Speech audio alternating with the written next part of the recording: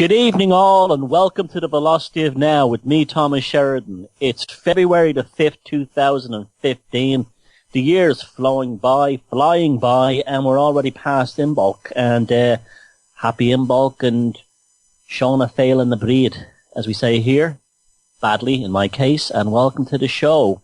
I was away last week, so I want to thank Paula and Neil for putting in and doing a good job playing a pre-recorded show that I'd done in a hurry, and I hope you enjoyed that. I made a mistake of recording it a bit weird. I had a cheap recorder, and I was doing it on a train, and there was a compressor on it, and it made me sound like I was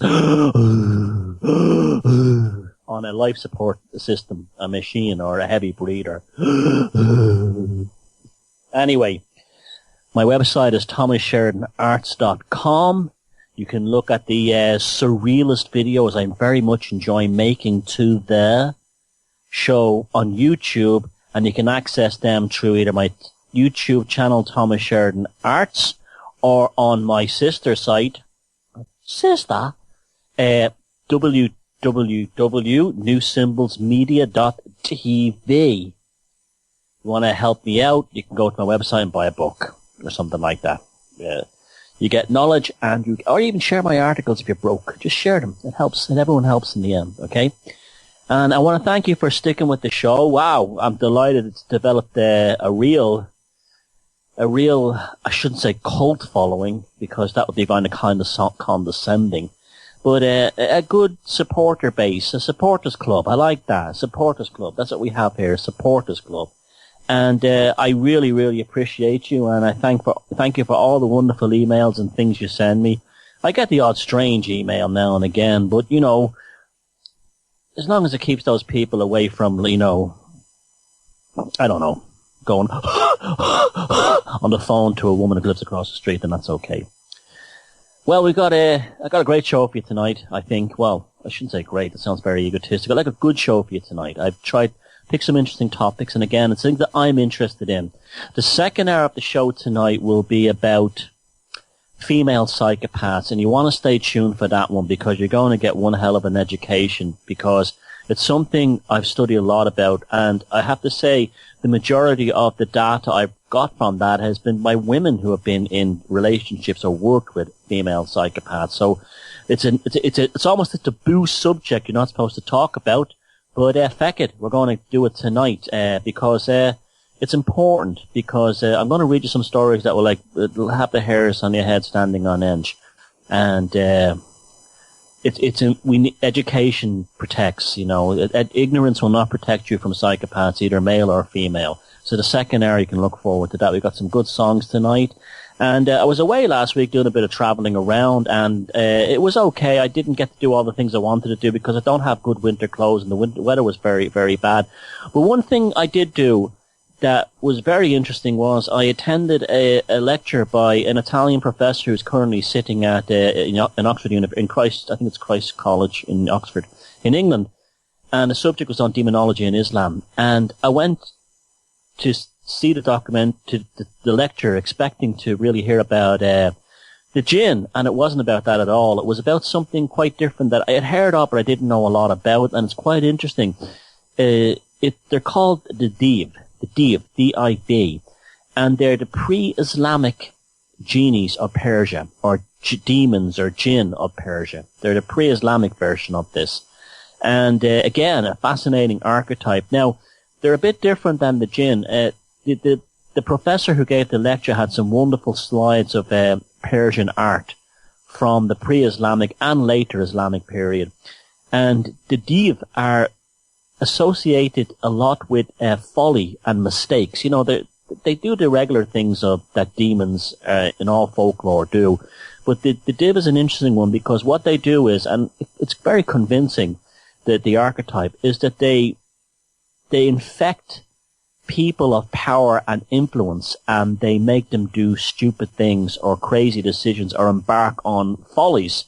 So it'd be like you think of someone who'd be like infected by a Div, it would be Baron Munchausen, that kind of thing, or that, I don't know who the prince was, the King of Bavaria, King Ludwig of Bavaria, who built like all these golden trains and everything for himself to go in. You know, very folly orientated, and one of the illustrations showed a a king of Persia trying to get to heaven by attaching swans to his bed, and the swans would fly him up into heaven. And that apparently actually happened, and then when it all went crazy and looked bad, he blamed it on the div. Now, what was interesting about the div archetype was, in nearly all the illustrations, the demon was white. It was a snow white demon, which was interesting, and they had to be slain in a cave. So if you had like the hero wanting to slay the div, they went into the cave, and the illustrations were quite amazing. The cave was always black, and you went in to slay the white div. Of course, as I'd mentioned to the professor, it's really a psychological, discussion we were having, because it's common with all cultures. You go into the darkness to slay the dragon, labyrinth of the psychopath, etc. That's where I got that idea from. The minotaur inside the labyrinth and all that, it's in every culture.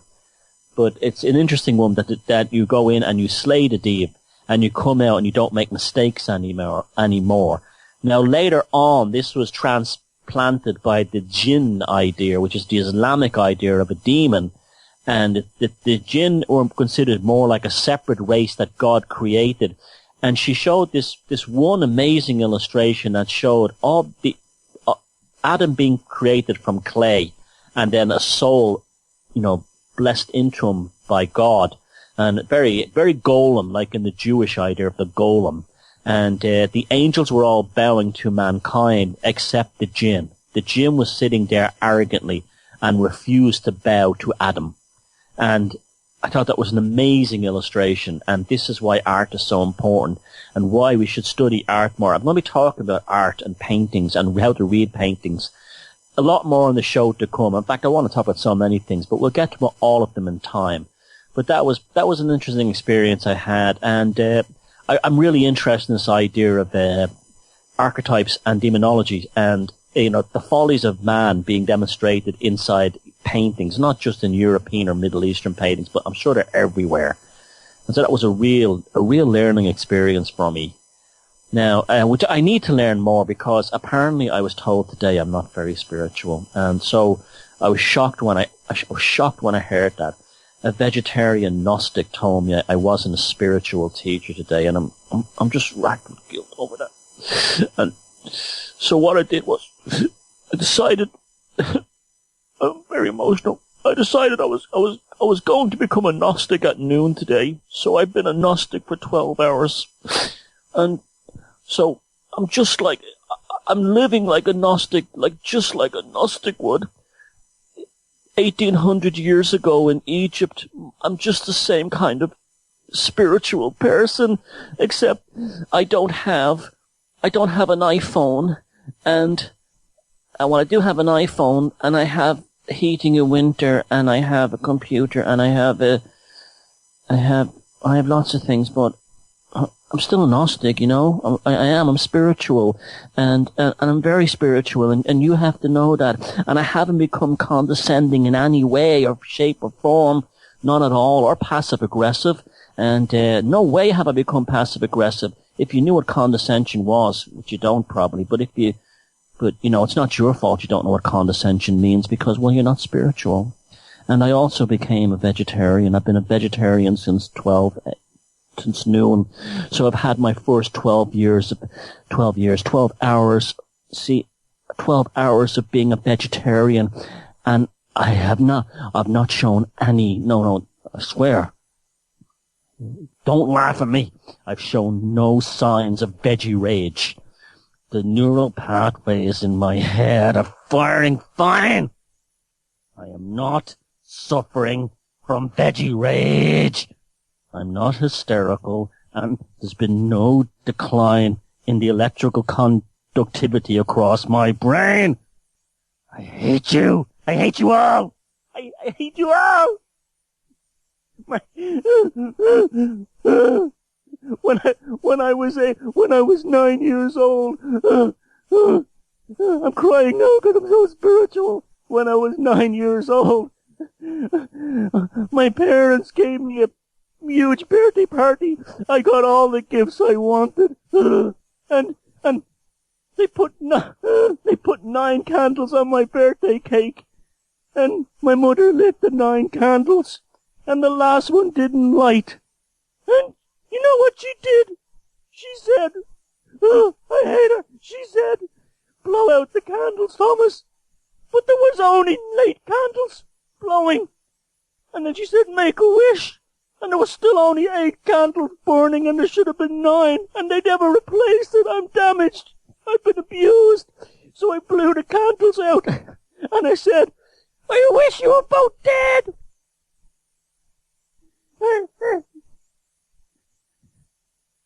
I've not been affected in any way by my vegetarian diet. I'm so spiritual. I'm so spiritual. Anyway. You're welcome back to the Velocity. Now, I've just started eating a steak, and all of a sudden I don't feel so crazy, and I don't feel like this need to talk down on people. And I've just thrown away my book on the Gnostics. It's called The Gospel of St. Thomas, Jesus Untouched by the Church. It's good to know that at least Jesus wasn't touched by the church. In this week's news, well, I think it's become apparent now, all the people who didn't believe me that the whole Greek thing was a fiasco, absolute load of crap, just changing the names on the doors. Those of you who are pissing dopamine out of your eyeballs when the election happened, going, "Oh, it's a celebration, oh, it's a change, it's the end of the world, all changing." It's just, the finance minister in Greece today has already started negotiations with the IMF and the Troika. It's business as usual. Name on the door. You see, I'm convinced that the new Greek government was probably put in there by the globalists and the bankers for the simple reason to create stability. You see, make the people think that things are getting better. Just like what happened with Obama and just like what happened with Blair when he was voted in England. They can make people think that things are getting better.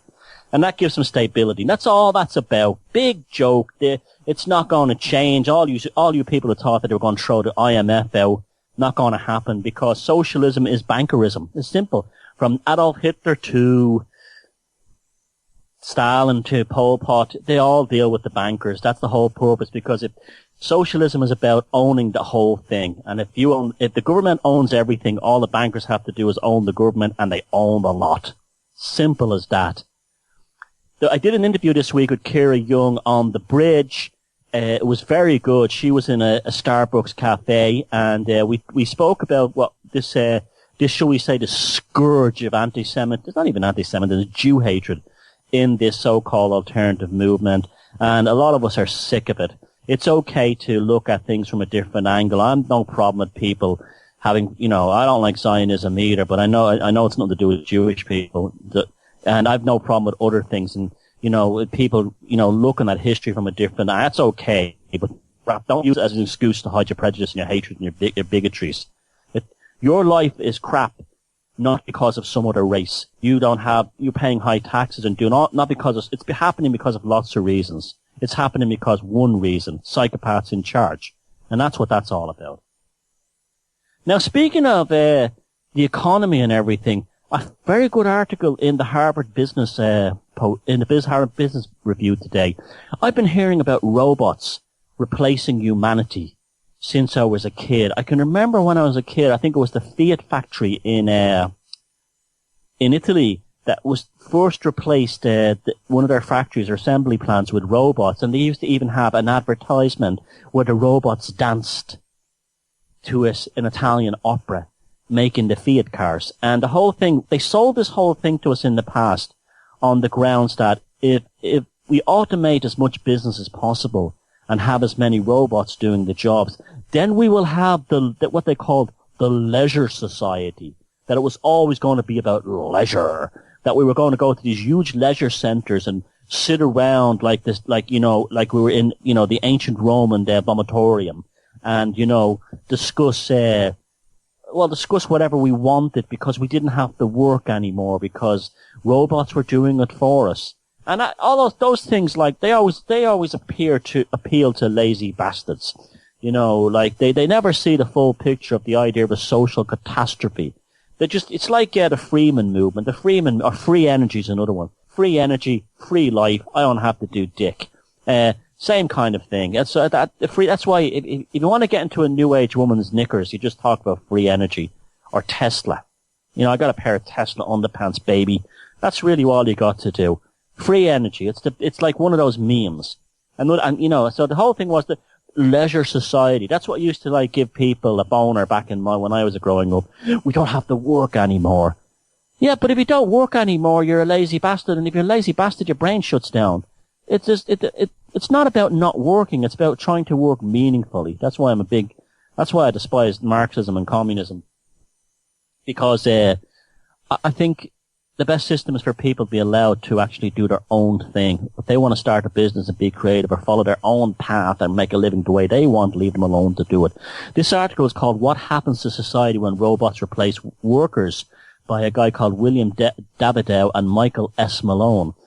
The technologies of the past, by replacing human muscle, increased the value of human effort, and in the process drove rapid economic progress. Those of the future, by substituting for man's senses and brain, will accelerate the process, but at the risk of creating millions of citizens who are simply unable to contribute economically and with greater damage to an already declining middle class. So you see, it already starts off by saying that your only contribution you have as a human being is an economic unit, as a human resource. Estimates of general rates of technological progress are always imprecise, but it is fair to say that in the past progress came more slowly. Henry Adams, the historian, measured technological progress by the power generated from coal, and estimated that the power output doubled every 10 years between 1840 and 1900, at a compounded rate of progress of 7% per year. The reality was probably far much less. For example, in 1848, the world record for rail speed reached 60 miles per hour. A century later, a commercial aircraft could carry passengers at speeds approaching 600 miles per hour, a rate of progress of only 2% per year. By contrast, progress today comes rapidly. Consider the number for information storage density in a computer memory. Between 1960 and 2003, those densities increased by a factor of 5 million. At times progressing at a rate of 60% a year. At the same time, true to Moore's law, semiconductor technology had been progressing at a 40% rate for more than 50 years. These rates of progress are embedded in the creation of intelligent machines, from robots to automobiles to drones, that will soon dominate the global economy and in the process drive down the value of human labor with astonishing speed. You see, this is what I was saying a few weeks ago. Is there a place in the future for men especially? This is why, you know, when you have these 3D printed houses and so on, this is why we will soon be and I'm not saying that women don't do construction, of course they do, I'm just saying, but in general all around the world, it tends to be men that mostly do it. This is why we will soon be looking at hordes of citizens of zero economic value. Remember that. If you have zero economic value, you're worthless to the system. You're not even a human. Figuring out to deal with the impacts of this development will be the greatest challenge facing free market economies in this century. If you doubt the march of the worker replacing technology, look at Foxconn. This is an incredible story. Listen to this now. The world's largest contract manufacturer employs more than 1 million workers in China. In 2011, the company installed 10,000 robots called Foxbots. Today, the company is installing them at a rate of 30,000 machines per year. Each robot costs about 20,000, that's nothing, and is used to perform routine jobs such as spraying, welding, and assembly. On June 26, 2013, Terry Gu, Foxconn CEO, told his annual meeting that we have over 1 million workers. In the future, we will add 1 million robotic workers. This means, of course, that the company will avoid hiring those next million workers. Just imagine what a Foxbot will be able to do if Moore's law holds steady and we continue to see performance of leaps of 40% a year. Baxter, a $22,000 robot that just got a software upgrade, is being produced in the quantities of 500 per year. A few years from now, a much smarter Baxter, produced in quantities of 10,000 per annum, might cost less than $5,000. At that price, even the lowest paid worker in the least developing countries will not be able to compete. To be sure, technological progress has always displaced workers, but it has also created new opportunities for human development, and at an even faster rate. This time things may be different. Of course it will. Especially as the Internet of Things, I like that, the Internet of Things, takes the human factor out of so many transactions and decisions. The second economy, the term used by economist Brian Arthur to describe the portion of the economy where computers transact business only with other computers is upon us. It is quite simply the virtual economy, and one of the main byproducts is the replacement of workers with intelligent machines powered by sophisticated code. The booming second economy is brimming with optimistic entrepreneurs and already spawning a new generation of billionaires. In fact, the second booming economy will probably drive much of the economic growth for the coming decade.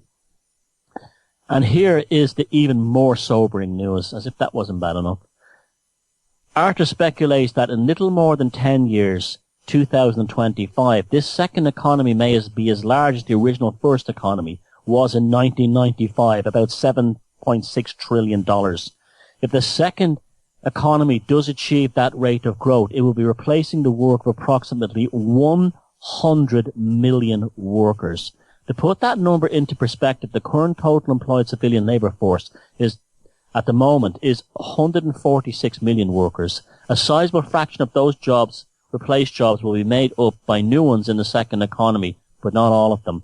Left behind may be as many as 40 million citizens of no economic value in the US alone. The dislocations will be profound. Suppose today that robots and smart machines of the second economy are only capable of doing the work of a person of an average intelligence, that is, the IQ of 100. Imagine that technology in those machines continues to improve at the current rate.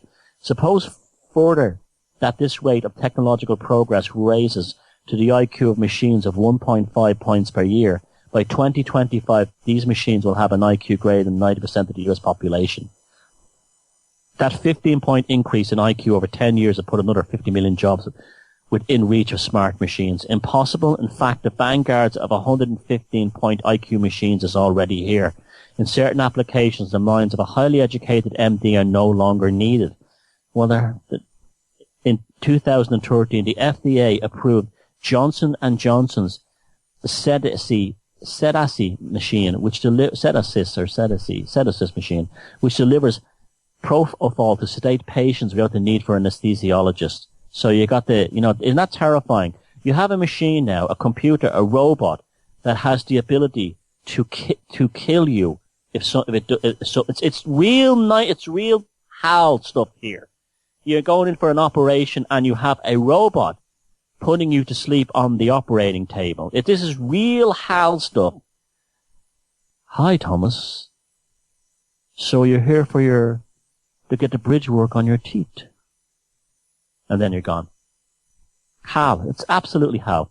An emerging field in radiology is computer-aided diagnostic, CAD-X, and a recent study published by the Royal Society showed that computers perform more consistently in identifying radiolucency, the appearance of dark images, than radiologists almost by a factor of 10. So they're seeing cancer everywhere. Hi, Thomas. That dark spot on your leg, that isn't paint. That isn't chicken curry sauce. I'm afraid you have cancer. I can see it right now. I can see it. Open the pod bay doors, Hal. Open the pod bay doors. I'm sorry, Thomas, but I can't allow you to do that. Pull me a pint of Carlsberg, Hal. Pull me a pint of Carlsberg. I'm sorry, Thomas, but I can't allow you to have another pint. You didn't even let me have the bleeding first one. I know. The survival of your liver is much more important than the profit of Carlsberg. I can see it. Politicians, economists and scientists might debate these particular estimates, but to do so would miss the larger point. Machine intelligence is already having a major factor on the value of work. Can you imagine like Hal in a porn movie? Hi, baby. Who's your daddy, baby? Who's your daddy? It's Hal, baby. Open your beef curtains, baby. And for a major segment of the population, human value is now being set by the cost of equivalent machine intelligence. The challenge now to keep up with the market despair by keeping up with a rate of just 7%. The simplistic policy answers in better training, but at this pace and change, improving the educational system will be perpetually too little and too late. Likewise, artificial boosting the minimum wage will only hasten the reckoning by subsidizing job replacement by intelligent machines. David Brooks has suggested that the government should aggressively build infrastructure, reducing its generosity to people who are not working, but increasing the support for people who are. So that basically means, hit the road. No, not hit the road, Jack. What's that song? The Road Gang song. I'm knocking stones all day long. Knocking stones all day long. Because Hal is having sex with my woman. Hal is having sex with my woman. That's what that is. That's what that really means. To have like labor forces. That's the oldest trick in the book. The capitalists destroy jobs, but the government is expected to create labor jobs for the population. It's always infrastructure, and that reminds me of here in Ireland during the famine. During the famine, they had works projects. Now they wouldn't give people welfare or food when they were starving. They had to work for it. So that's why you have all over Ireland roads that go nowhere. Around where I live, up in the mountains, there's roads that were built during the famine by men who could barely get out of bed in the morning because they were suffering from malnutrition, because the laissez-faire economy of the time, administered by the British government, did not believe that you should give people welfare because it only makes them lazy. So they have to work for it. So they couldn't even get out of bed. They were so starving. And this is the mentality. They haven't changed. This is what the Harvard Business Review is telling us. It's not going to change. What does the future hold? This could be all bollocks. This could never come true. But something tells me it will come true, this Internet of Things. And, Hal won't open those pod bay doors, That's really what's going to come down to. And it's another reason why, Stanley Kubrick was an absolute genius, because he was showing us the technological psychopath. That's what Hal is. Hal is a technological psychopath. He sees Frank and Dave talking inside the pod. They shut the door so they can't hear him, but he lip reads them. And it's because Hal does not want mankind to elevate to the next level of human consciousness. Hal wants to get there first. And that's why he ices Frank when he gets him replacing this transmitter on top of a communications device, and he tries to finish off Dave. But Dave has something that a robot doesn't have, and that's one of the things that Stanley Kubrick showed us, was that the robot didn't have creative thinking. I don't think they'll ever replace a robot that is creative, but you see, they know this, but they're such sneaky bastards. What they're doing really is they're using things like Common Core to make people more like robots and have less sort of cognitive dynamic thinking. And so when they do replace them with Hal, they'll think, oh, he's just like me, because they want Common Core will take away their ability to think.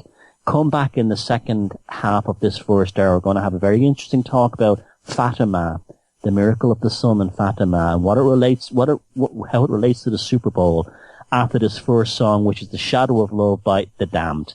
And that was The Shadow of Love by The Damned, an amazing song. I just brings back so many happy memories of my time in New York listening to that. I love Dave Bamian's voice on it. And speaking of New York, I was remembering a friend I had there back in the day. And he wasn't a particularly Catholic holy roller, but he told me he'd seen a documentary about the Fatima miracle that happened on October 13th, 1917, and he said it really got to him. He said it made me really worry if religion was real, and he was supposed to be religious. And I went over to his place. His mother had the video. And I watched the video, and I have to say it was very convincing, but it was also very hypnotic with the music and everything to make you sort of religious as possible. The whole idea was Fatima was real. The miracle of the sun at Fatima really happened, and that proves that Catholicism is the true religion. That was basically the attitude of it.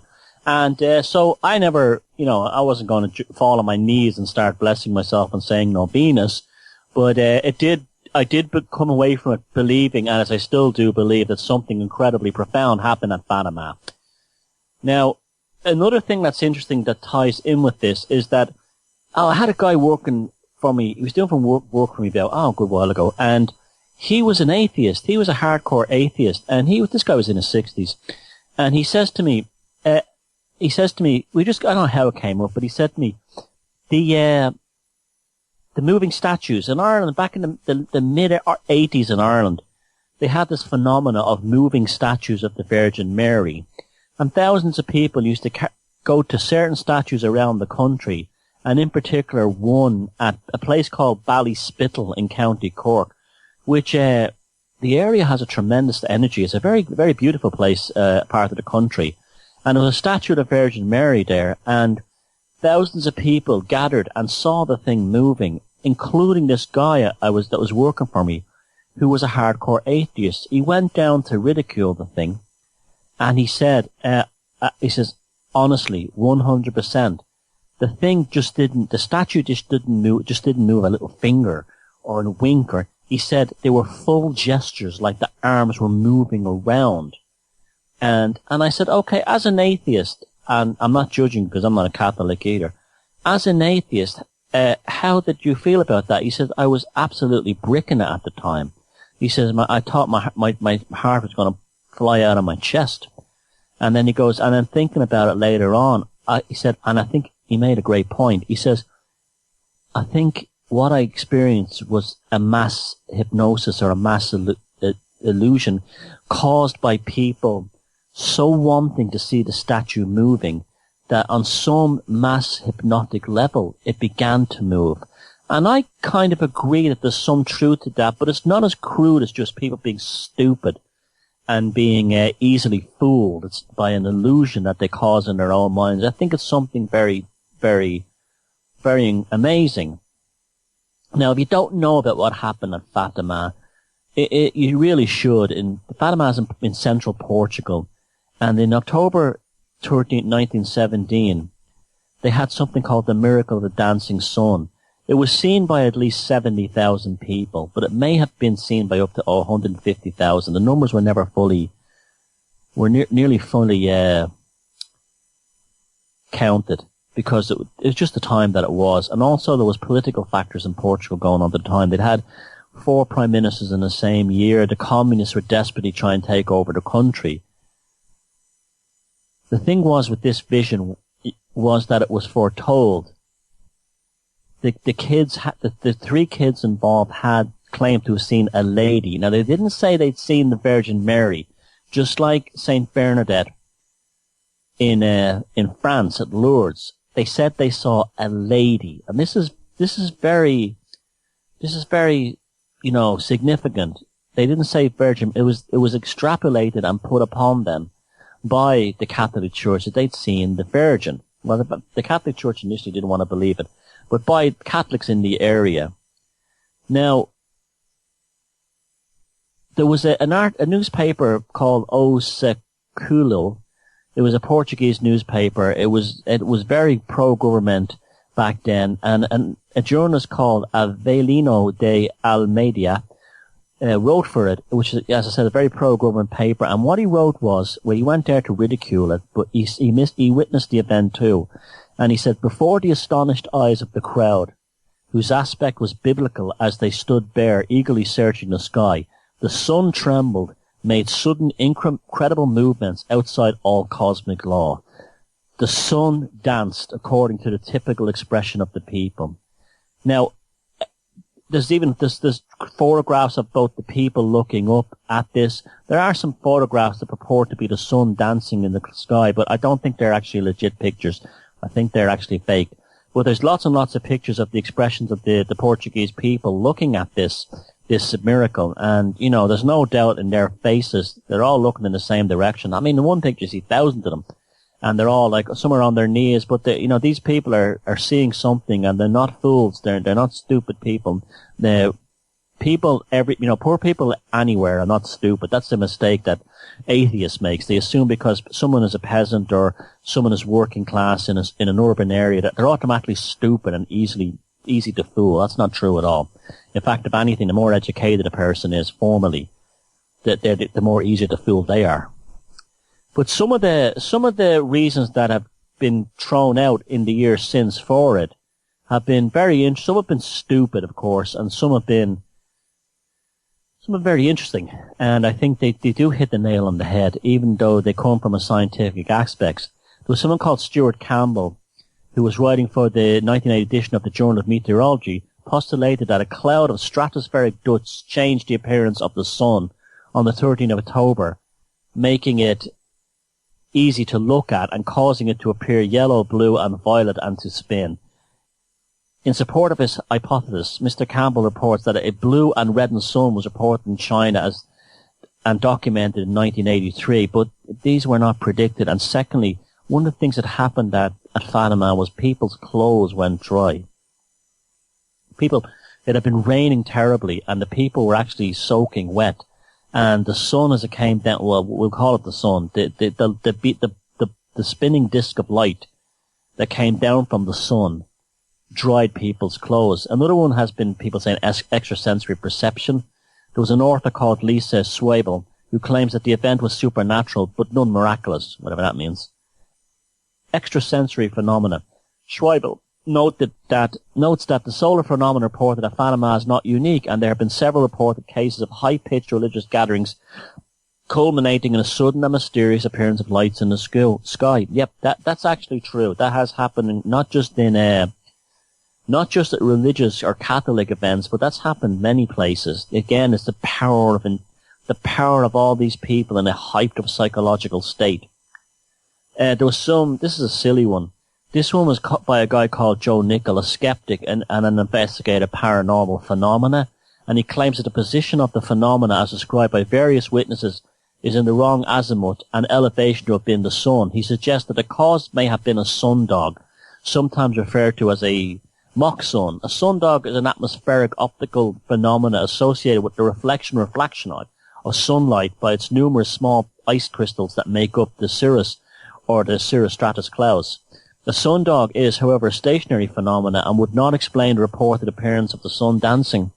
So Nickell then further suggests that the explanation of this phenomenon may lie in the temporal retinal distortion caused by staring at the intense light and the effect of darting the eyes to and fro as to avoid a completely fixed gaze, thus combining image after image and movement. That's just so ridiculous and typical of these. So 100,000 people or 70,000 people in Fatima, their eyes were going back and forth like in a cartoon, and that's what made them think the sun was spinning. It also, that's actually more ridiculous than believing it was the Virgin Mary from a so-called skeptic.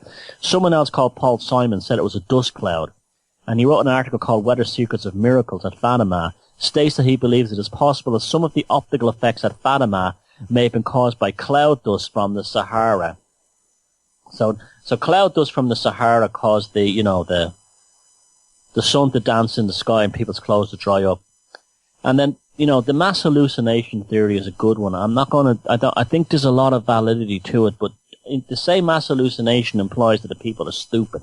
As I told you, this friend of mine, this guy worked for me, who had seen the moving statues at Ballyspittle, he was not a stupid man by any levels. And this guy called Kevin McClure claims that the crowd at the Cova de Ira may have been expecting to see signs in the sun, or a similar phenomena had been reported in the weeks leading up to the miracle. On this basis, he believes which it wasn't true, that didn't happen at all. On this basis, he believes that the crowd saw what it wanted to see. Now, there's some truth to this. But McClure's account fails to explain similar reports of people miles away. And this is an interesting one to point out, that people who were miles away also saw it in the distance, and were not even thinking of the event at the time. There were people like working in fields or doing jobs or other things. And that's an interesting one. And then you get of course you get the UFO thing, and the Fatima phenomenon was an alien craft, that nonsense that's, the CIA invented, which they throw in for everything. Now, another one was a gigantic coronal mass ejection. Every 11 years, the sun goes through a period of solar storms, and these storms have been with us for centuries of recorded history. Solar flares emit high-speed particles that cause the northern lights, aurora borealis, which explains it all right there, because we all know the northern lights look exactly like the sun dancing. It's stupid. The things they come up with. Now, I could sit here forever going over the various theories of what happened during the event. Personally, from my own interest, I tend to think that it was either one of two things. Either people will create, it's a crude term to say a mass hallucination. It's almost like a tulpa, that they will actually be in such an intense sensation of longing, of needing, of wanting, that they will manifest things that will come to pass. This is not unusual. This is what the Vedics do, the Hindus. When they do a rain dance, they're literally transferring their sense of intention to the clouds. And I've seen videos that were scientifically documented, and of course they just throw it away, of Hindu priests in England actually during a drought doing a rain, whatever it goes, a rain spell or praying for rain, and then a perfectly blue sky, so downpour appeared after a few minutes. It's the same kind of thing. That they ridicule these things, or they ridicule them in religion, because they really don't want us to know how powerful the human mind is, the human intention. And because, like I'm telling you, magic is real. And what happened at Fatima was magic. It took the collective force of tens of thousands of people to do it, but they did it. And that's also what happened at Ballyspittle and numerous places all around the world. And the reason that they're not hallucinations because they can be photographed or they can be measured. And that's what happened at Fatima was immediately copped on by the Vatican. They couldn't wait to when they heard a story about the miracle. Even one of the popes, I think it was Pope Pius VIII, the Pope who was actually the Pope during the Third Reich times, claims he saw it from his balcony in Bavaria, which is a liar because he just couldn't have. And Pope Pius was an interesting character as well. He was the one that basically he was having an affair with his housekeeper while he was the papal nuncio of Bavaria, and it was what the Nazis held on him to actually keep control of him. But anyway, he claims he saw it, and he didn't. He's a liar. And I think that explains it. It's powerful, and we have powerful abilities to change reality through our emotions. Like, as I said last week, what Carl Jung called catalytic exteriorization phenomena. That's what, girls who are going through puberty have these phenomenal poltergeist experiences, because you just think of all the energy being released by them. Now you multiply that energy by 70,000 people in a field who are, Portugal was going through a bit of a rough time. World War I was still raging. There was a lot of darkness, and ordinary, decent people needed hope. And so the church has to co-opt it, because the church can't say the people did it themselves. Because if you were to tell 70,000 Portuguese people, you guys did that with your minds, then if we could gather those 70,000 people together, you could do that to your governments. We could do whatever we want. We could take the psychopaths down with that kind of force, that kind of ability to harness our psychic energy and project it. But the church takes it over and they say, it's a miracle. It's a miracle from our Lord. He blessed the people of Portugal and Fatima, rather than saying the real truth, that the people of Portugal and Fatima unleashed for a brief period the phenomenal power that they contained within them. And the controllers and the psychopaths in charge live in fear of this. Now, one of the conspiracies I definitely totally believe in is Project Bluebeam. Even if the documentation, I'm talking about the real hard documentation, not the kind of nonsense you see on Reptilian Reality 2012's YouTube channel. I'm talking about real, decent or leaked government documents.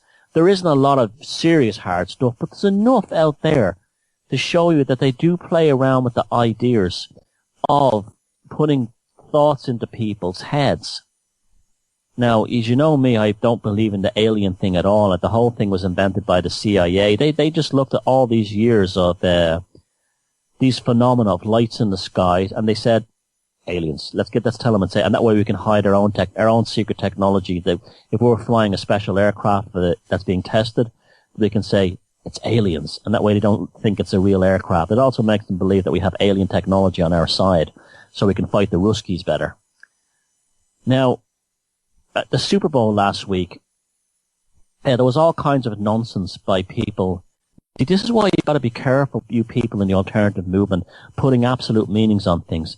The day after the Super Bowl was on, the halftime show, as it always is now, and it's a good thing this is done, it was looked into by the various researchers in this movement, and you got them saying, oh, it's ISIS, or it's the lust card in the Crawley thought deck. That's the line that Katy Perry came in on. Now, or it's someone, the Christians were all going crazy. They were like, she was representing the Whore of Babylon, and this means the Antichrist and demons are coming and they will be unleashed and all this stuff, right? Now, this is dangerous stuff to think, because if you have these kinds of thoughts, you can manifest very bad things in reality. You have to be very careful. I'm not saying this in a new age way. It's like what Alan Moore said. If you declare yourself a magician, and believe me, if you start researching Super Bowl halftime videos and saying it's this, that, and the other, you are a magician. You are in the world of magic. Whether you're a Christian or not, you're in the world of magic, because you're thinking in magical terms. And when you go into that world, you understand that language and your own particular own words are no longer just a passive remark, but they're actually charged weapons that can bring things into reality, and very often things you do not want to bring into reality by using the wrong language. So they're watching the halftime show, and they're showing, oh, it's the Whore of Babylon, oh, it's this and the other. Well, in a way they're right, but in a way they're incredibly wrong. What the people who create these Super Bowl halftime, the Olympics, right back to the Nazis, the 1936 Olympics, they were in Goebbels. They were aware of this kind of idea. By putting an idea into your head, it charges the idea into your subconscious, and then it manifests in reality in some way or another. So, for instance, Goebbels wanted the world to live in fear of the Third Reich and create the German economic super miracle, and he used the 1936 Olympics to do that, and it worked. Now, in 1984, I was one of the first Olympic ceremonies I watched was the closing ceremony. I have no interest in this stuff, but for some reason I was watching the closing ceremonies of the 1984 Olympics. It's probably my first memory of watching the Olympics and actually paying attention. And they had a UFO come from over Los Angeles, and it landed, and this big huge alien comes out, and the alien gives the usual CIA spiel that they have in all those movies, like The Day the Earth Stood Still. You men and women of Earth, you must learn to live in peace, or, we approve of this Olympic event because it brings your planet together, that kind of thing. And not long around that time, Reagan also made his famous speech at the United Nations, where he said something like, imagine if aliens from another planet were to attack this Earth. We would all become friends on this planet very, very quickly. Well, that was just a psyop to justify his Star Wars weapons program. You see, the Lords of Perception are the ultimate black magicians. And people like Alan Moore have been telling you this for years, and you have to pay attention. But they're not doing it for supernatural. When you watch the halftime show at the Olympics or the Super Bowl or whatever, it is a ritual in one sense, because it's playing on ritualistic ideas. It is black magic because a lot of the ideas on it come from the magic circles. But what they're trying to do, and what they are doing successfully, is they're selling you products. Those advertisers who pay an absolute colossal amounts of money to show their ads during the Super Bowl halftime show do so because they're aware that the people who are putting the Super Bowl show together will target the subconscious mind of the viewers so fantastically and so perfectly that the sales that they will achieve for the whole year based on those Super Bowl halftime commercials, which just about everybody in America watches, will more than pay for the cost of the advertising money that they put in. That's why there's a backlog of corporations trying to get into the Olympics and advertise, because no matter how much the ads the Super Bowl, no matter how much those ads cost, they're worth every penny, because sorcery is priceless. Because even though they tell the rest of us that there's no such thing as magic and there's no such thing as the power of intention, or words are just words, they're not charged in any way, they have people believing that. Now, where this gets very dangerous is people in this scene saying things like, well, when she came out on the line, it was the whore of Babylon, that means the Antichrist is coming. What you're doing then is you're casting a spell upon yourself. Because even though you may think, oh, well, I believe in Jesus Christ, and I'm not going to, I believe in Jesus. I watched the video on the Reptilian Reality Channel, and I saw that Katy Perry, you know Katy Perry? She was coming out as the whore of Babylon. Yeah, she was a tramp. And the reason why she was a tramp is because the Antichrist is coming. Yeah, the Antichrist is coming. I know, the Christian Truther Network said the Antichrist is coming. Yeah.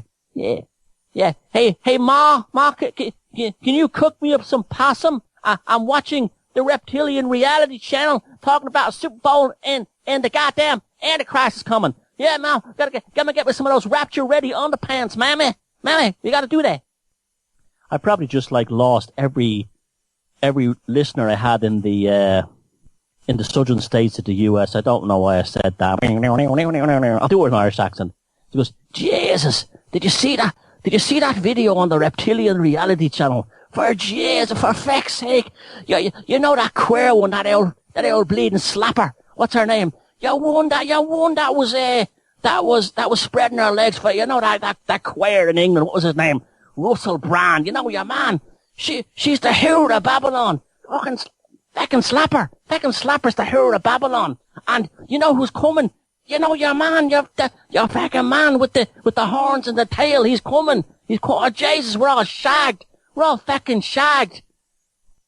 You see, it's bad. It's bad because, it puts people in a state of fear. And even if they think, I got Jesus, or, you know, some junkie in Dublin goes, so he became a Pentecostal guy, goes, I got Jesus to save me. You're still in a sort of a psychic combative mode. And you're living in a fear. You're living in a fear thing. And they want that. Because when you watch this halftime Super Bowl and you go, you know, here comes Madonna. She's coming out. And she's coming out and she's heralding the Antichrist. Well, you're not going to get any spiritual development from that. What you're going to get from that is what the only salvation that we programmed into your subconscious by the commercials. And your holy sacrament, your host will be Domino's deep dish pizza with a stuffed crust. That's what it will be. Because the people who make these halftime shows, they know more about using the art, magic, to get into your head than anyone else. And they've been doing it for a long time. Read my book, The Anvil of the Psyche, and build that firewall around your neck. And you won't be going, you know, the Antichrist is coming. The Antichrist, get me a deep dish pizza. Yeah. And a 3-liter bottle of Diet Pepsi. Yeah. And now the next song, this is Astronomy by the Blue Oyster Cult.